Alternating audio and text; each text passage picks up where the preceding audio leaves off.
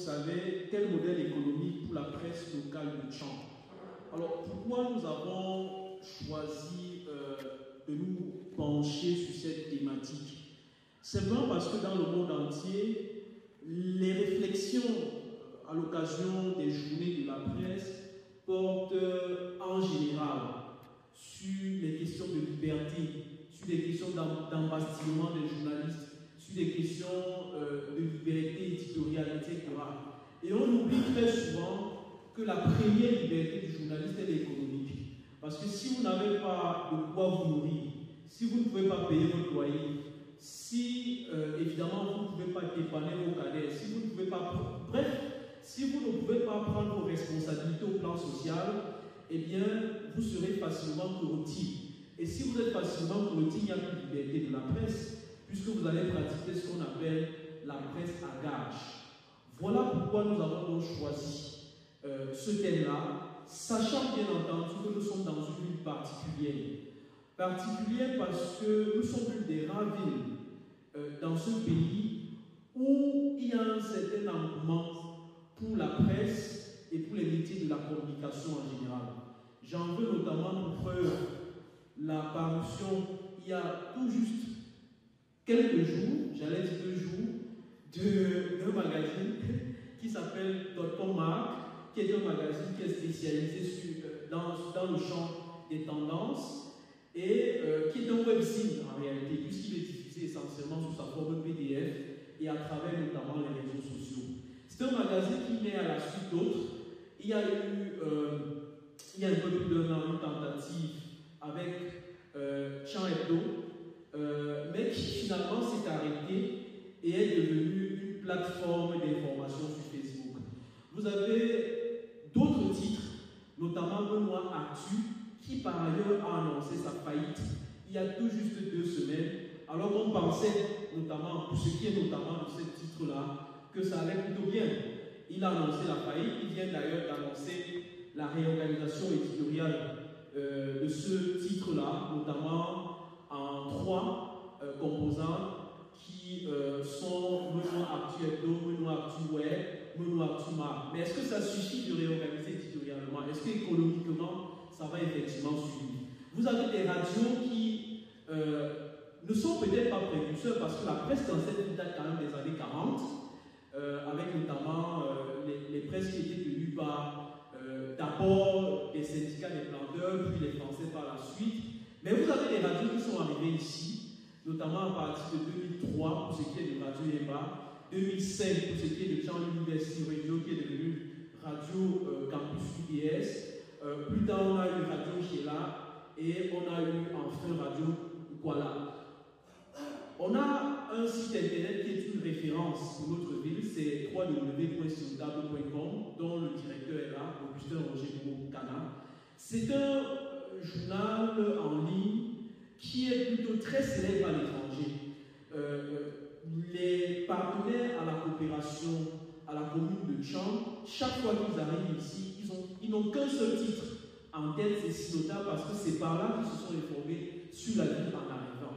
Mais lorsque vous discutez bien avec son promoteur, il vous dit que pour l'instant, il n'a pas encore réussi à trouver le modèle économique qui lui permettrait évidemment d'être une entreprise, de recruter éventuellement du personnel et donc d'être finalement une activité pérenne et rentable.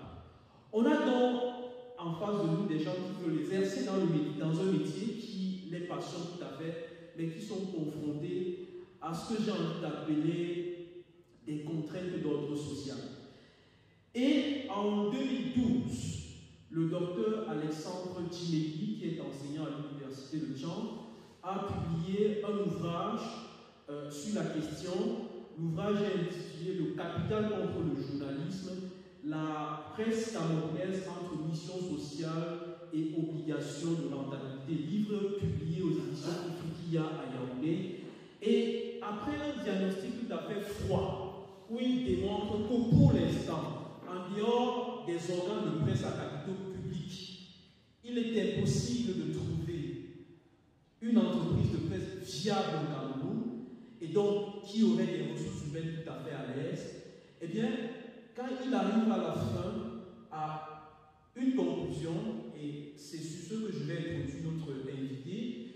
Eh bien, sa conclusion, c'est qu'on doit aller vers un modèle de convergence. Une convergence qui est à la fois horizontale et verticale. Alors, verticale voudrait que toute la presse, dans un espace précis, et précisément nous sommes en chambre, que toute la presse fusionne en un seul titre. On verra tout à l'heure, c'est une causerie, on verra tout à l'heure si c'est possible, si c'est envisageable. Si parmi nous, on est capable de tuer nos organes respectifs pour ne faire finalement qu'un seul titre sur la dynamique, donc des chances d'avoir finalement un public qui n'aurait qu'un seul choix. C'est donc ce qu'il appelle la convergence verticale.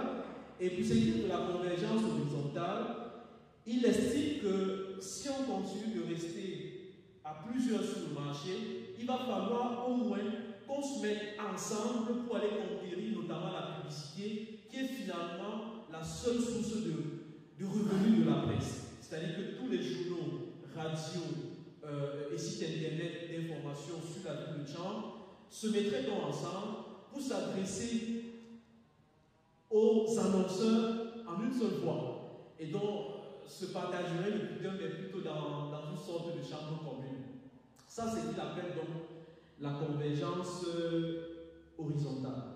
Donc, voilà donc la problématique largement présentée. Et je vais donc profiter, je vais donc tout de suite introduire notre conférencier. J'indique par ailleurs que le professeur Alain Sipano Kamini, qui a mené une longue carrière de journaliste, bref, une carrière de journaliste également, va nous rejoindre dans à peu près 25 minutes. Donc, j'introduis notre invité, l'invité qui est pour l'instant présent.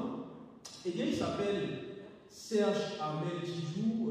C'est quelqu'un qui a tellement de casquettes qu'on ne sait pas trop souvent sous laquelle le présenter. Mais je commencerai par dire que c'est le chef de la division de la coopération à l'université de Chambre, pour ceux qui ne le savent pas.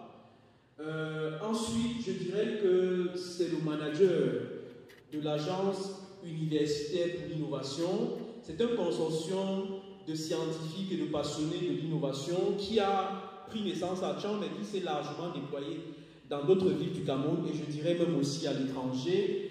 Et cette agence universitaire pour l'innovation a pour vocation précisément de partir des solutions qui sont conceptualisées dans nos laboratoires universitaires vers des prototypes qu'on va amener sur le marché.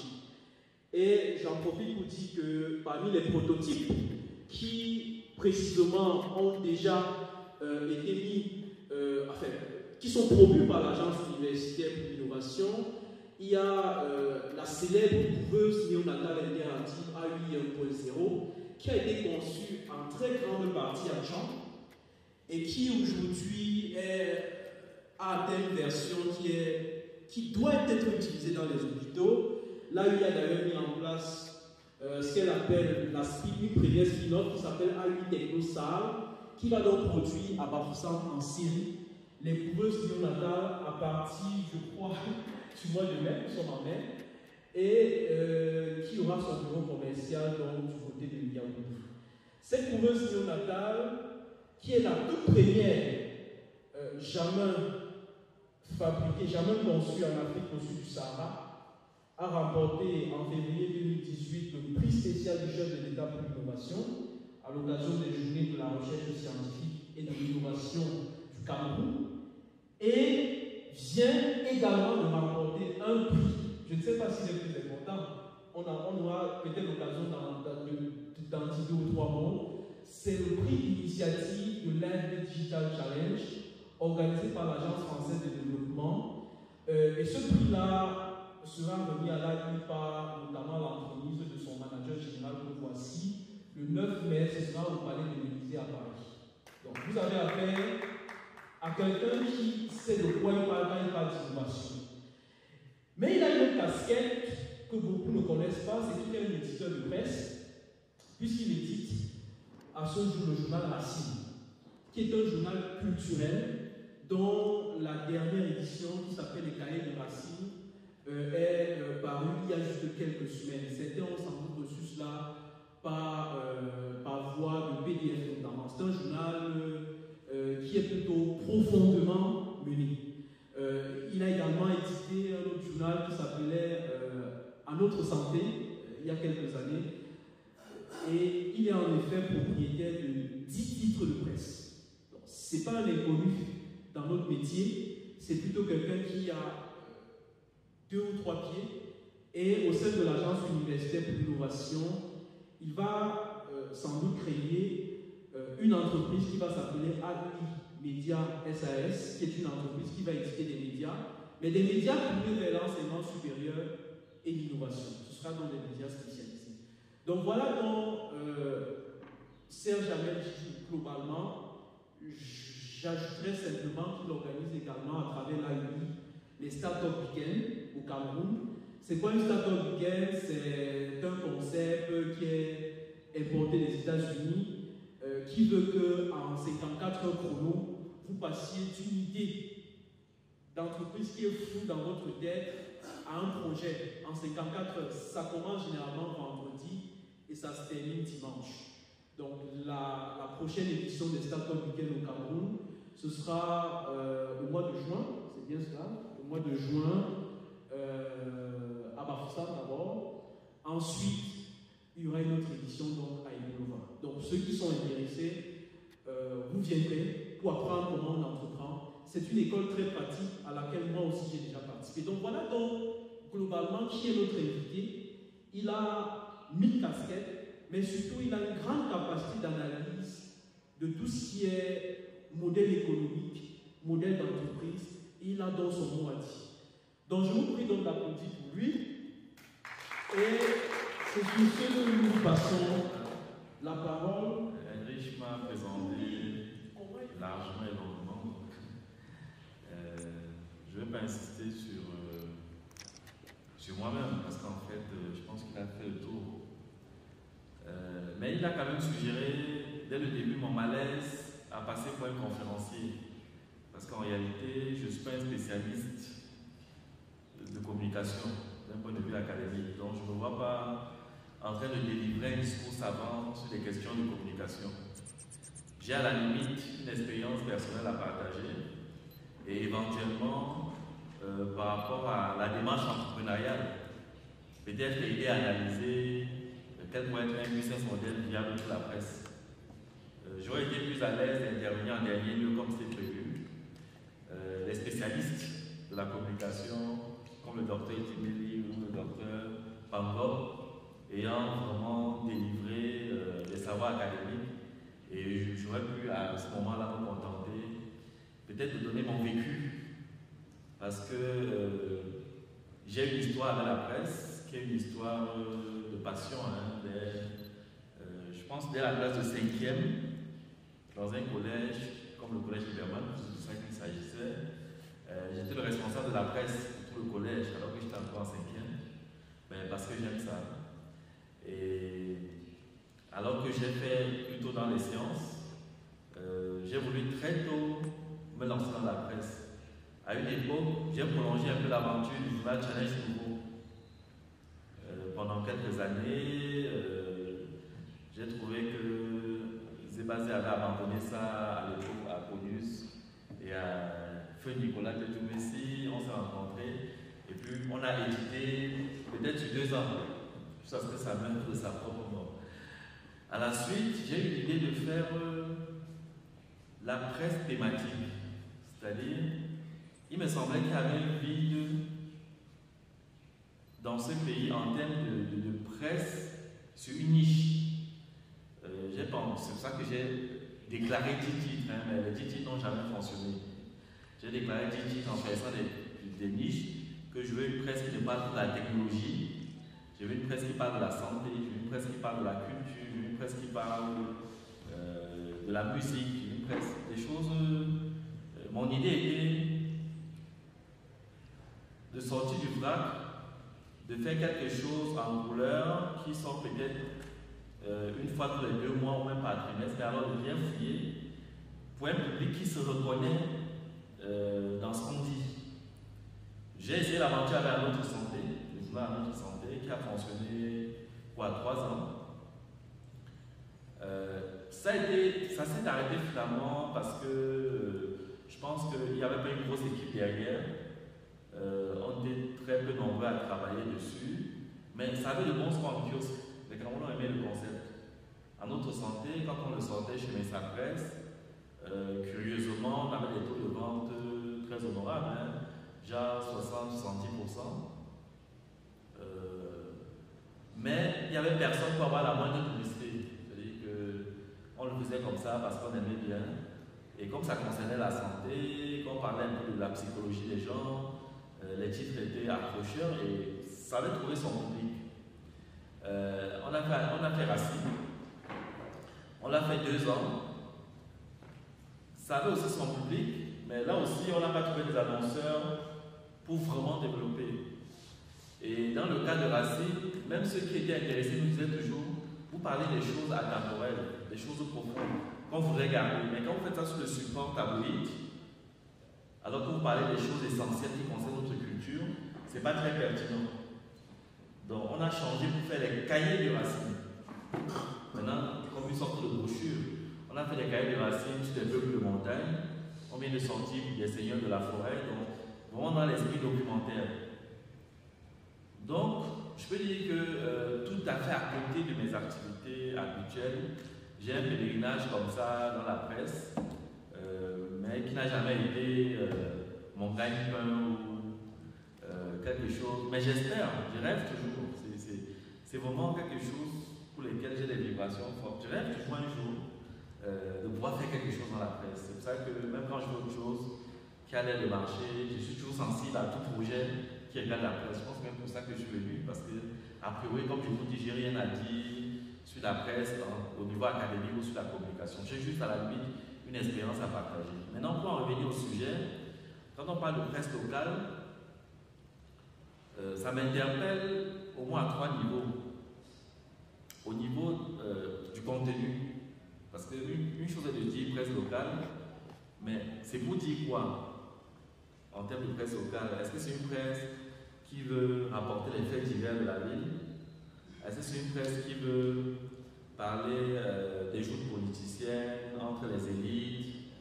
Est-ce que c'est une presse qui veut rentrer dans la culture pour être un peu le véhicule identitaire d'une ville en évolution et en mutation? Mais non, c'est une presse qui va être distribuée à qui et comment? Parce que dans une ville comme Tchang, c'est hétéroclite, c'est très divers. Est-ce qu'on regarde plus du côté des étudiants, des jeunes? Est-ce qu'on regarde plus du côté des aînés, on va dire? C'est pas bien de dire les vieux. Est-ce qu'on regarde plus du côté de la diaspora? Il faut savoir. Et donc, on a un certain nombre de paramètres qu'il faut réussir à articuler pour trouver sa ligne et son marché. J'ai souvent pensé que, dépendant de ce qu'on veut faire, bon, après, il y a la distribution qui est un problème terrible pour la presse. Parce qu'en réalité, c'est difficile d'être promoteur de presse et de voir se casser la tête avec les plans de distribution.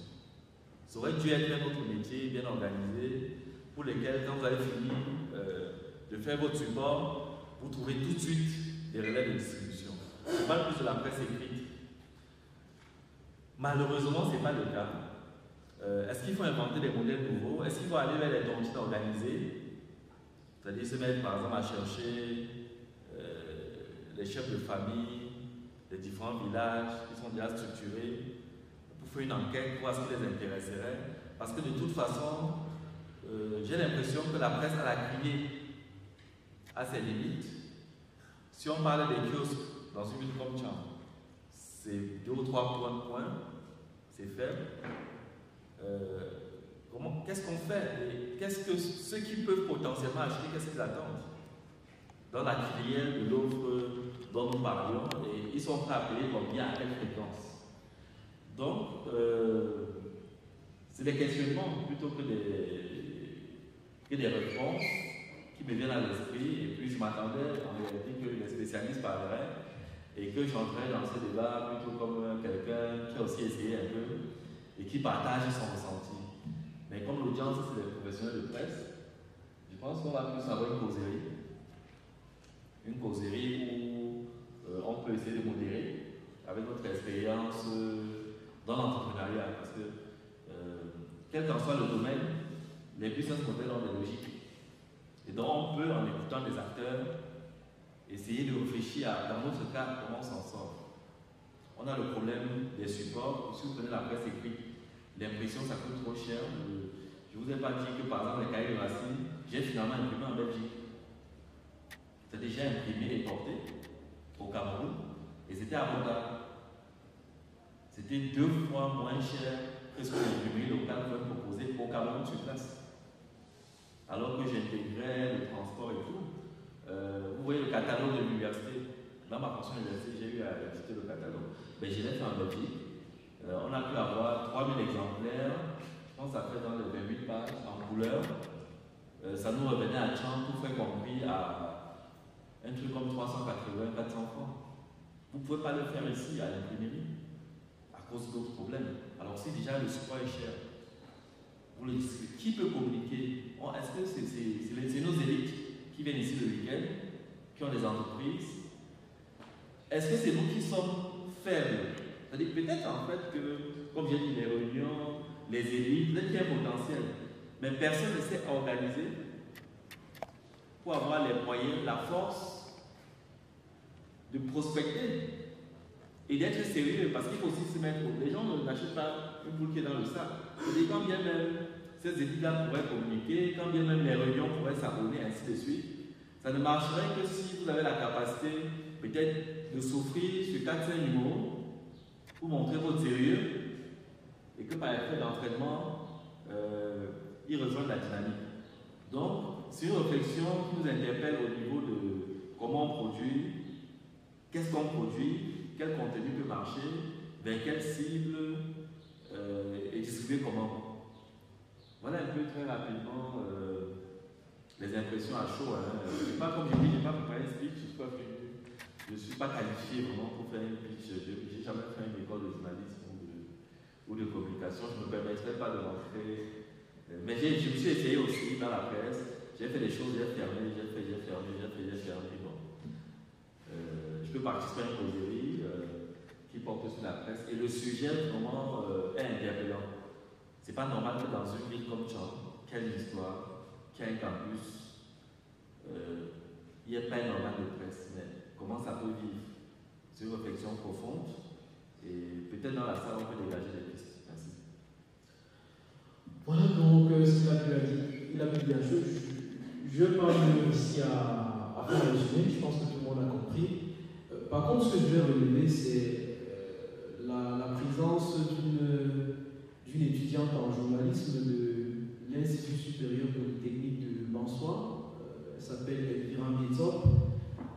Elle est spécialement venue et elle a une forte expérience aussi à partager. Je ne sais pas si elle prendra la parole parce qu'elle a fait son stage de fin de première année à Dakar au Sénégal, dans un journal qui s'appelle Obs, l'Observateur, qui fait partie d'un groupe qui s'appelle le groupe Futur Média, dont est propriétaire le célèbre artiste musicien de Soudou.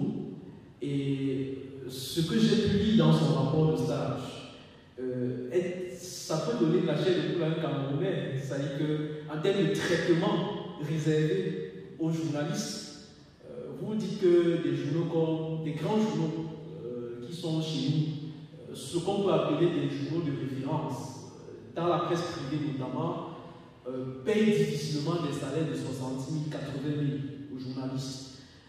Et quand on voyait qu'à l'Obs,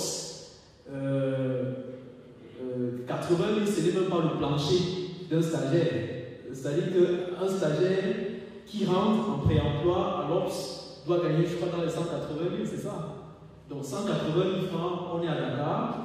Et le journal Obs, ce qu'on appelle Obs, en fait, 100 francs. Vous voyez la différence qui est déjà au niveau de la fabrication, au niveau culturel. Et c'est un groupe qui a une radio, une télévision, une deuxième chaîne de télévision créée, je crois, il y a 1 ou 2 mois, et un deuxième titre de presse qui est intégralement orienté vers le sport. Donc ça, c'est l'expérience de Dakar. Elle a fait son stage là-bas pendant 3 mois. Donc elle a bien vu que le traitement qui était réservé avait été un traitement de princesse. J'ai lu dans son rapport de stage qu'on lui mettait un véhicule à disposition pour qu'il venait la chercher le matin et qui la ramenait tard le soir lorsqu'elle participait notamment à l'opération qu'on appelle le bouclage. Sachant qu'au Cameroun, même là les meilleurs journaux privés, vous n'avez pas le fait taxi quoi. Donc, alors est-ce que le niveau économique du Sénégal est forcément très élevé par rapport au nôtre, ou alors nous sommes simplement victimes d'un ensemble de politiques que n'applique pas par exemple notre État? Je préciserai par exemple qu'il y a les fameux accords de Florence qui datent de plus de 40 ans maintenant. Si ces accords-là étaient appliqués, tous les intrants qui rentrent dans la fabrication de la presse seraient par exemple détaxés, donc ne paieraient pas de douane. Et j'imagine que le journal, au lieu de coûter 400 francs, coûterait facilement 150. Peut-être que ce serait abordable pour le consommateur, peut-être qu'il y aurait plus d'acheteurs, mais est-ce que c'est forcément vrai, sachant que les bars ne les emplissent pas? Donc, alors que la bière coûte 47 cents, vous en avez qui boivent 7, 6, 7, 8 bouteilles, mais qui vous disent le lendemain que le journal coûte trop cher, le journal qui coûte 400 francs. Donc, c'est un ensemble de problématiques. Je donne la parole à qui veut la prendre pour poser une question à notre invité ou alors pour partager son expérience personnelle. Ça nous permet de nous enrichir.